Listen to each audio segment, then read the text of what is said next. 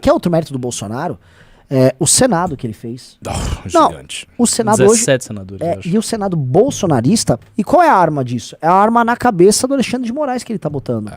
Porque agora o Bolsonaro pode meter uma CPI no Senado sobre o STF, não precisa nem pedir impeachment. Pede uma CPI, quebra de sigilo. Na hora, assim, você gera um conflito aberto. E todo mundo sabe que não seria contra os ministros do STF, seria contra o Alexandre de Moraes. Então a relação de poder do Bolsonaro mudou. Outra coisa que ele mandou bem, ele transformou ministros em senadores e em candidatos a governador. Então o Onyx está virando o governador do Rio Grande do Sul. Ele está elegendo o Tarcísio, governador aqui do estado de São Paulo. Aliados dele ganharam no Rio de Janeiro. O Zema é um aliado dele, ganhou em Minas. O Zema é o representante do Guedes num partido. O Zema é o representante do Ministério da Economia ali. Então o Bolsonaro está indo com governadores, está indo com senadores, elegeu uma bancada forte com o PL, mas que, se olhar os bolsonaristas, eles são muito mais bolsonaristas do que na eleição anterior. O Bolsonaro perdeu metade dos bolsonaristas da eleição anterior. Então, assim, o Bolsonaro saiu muito fortalecido. Muito. Só que tem uma grande objeção a tudo isso que o Bolsonaro está fazendo, que pode ser o seu calcanhar de Aquiles e pode ser a sua verdadeira desgraça. Ou seja, em questão de 2 anos, a gente pode estar vendo esse Bolsonaro fortalecido na lona, destruído, acabado e fora do jogo. Por quê? Apesar do Bolsonaro ter feito tudo isso, o Bolsonaro não é dono de nenhum partido.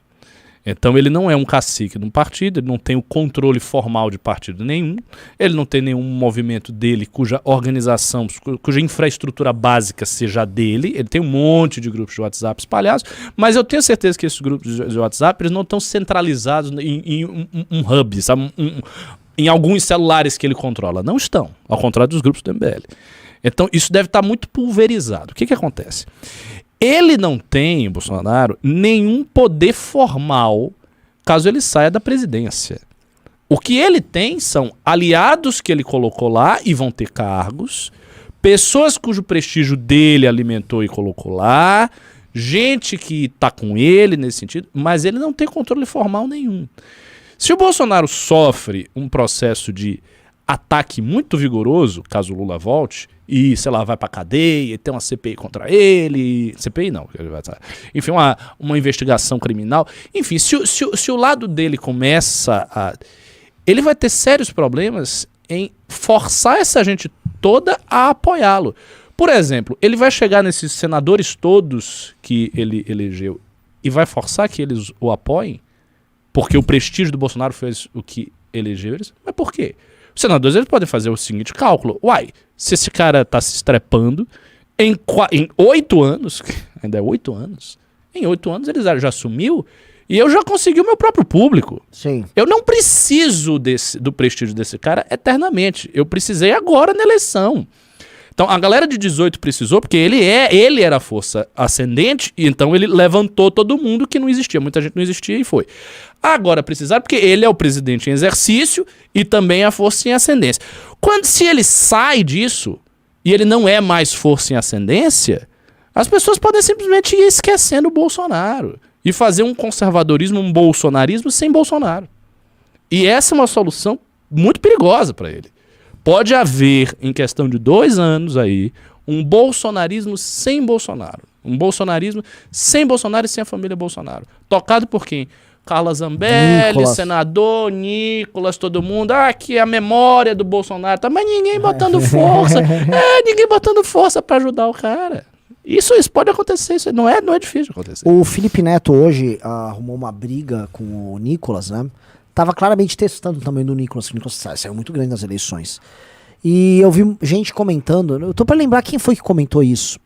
Acho que foi o André Guedes, que falou, olha, o Nicolas precisa entender que o maior recado não é a votação dele, é a votação da Joyce. Que assim, hoje ele é um herói pro bolsonarismo, mas ele não é dono daquele público. Não. Aquele público, ele é um público do Bolsonaro que tá sendo passado pra ele.